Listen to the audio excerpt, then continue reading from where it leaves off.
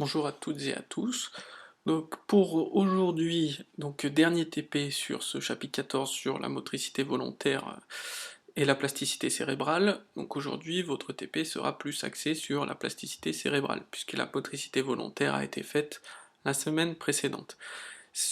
La plasticité cérébrale, c'est un thème que vous avez déjà abordé en première S, notamment avec la plasticité du cortex visuel.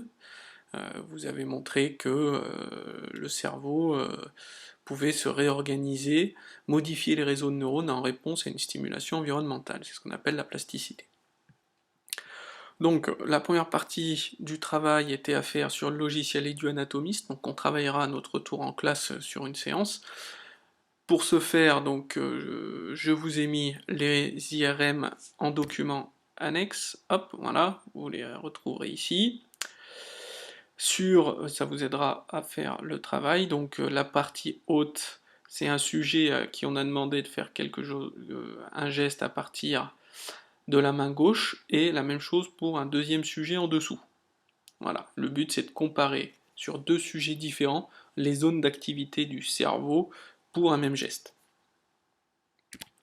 Voilà, donc le but ici est de montrer, donc de comparer les cartes motrices et de proposer des hypothèses aux différences constatées. Une fois que vous avez fait ça, pour valider vos hypothèses, vous avez besoin des documents suivants de votre bouquin, que j'ai aussi reporté ici. Donc il y a celui, voilà, c'est cela. Donc vous les avez en pièces jointes. Et enfin, donc voilà, ça c'est pour la mise en évidence de ce qu'on appelle la plasticité cérébrale. Et deuxième chose, récupération après un accident ou une greffe, donc toujours lié à la plasticité cérébrale. Donc là pareil, document du livre essentiellement.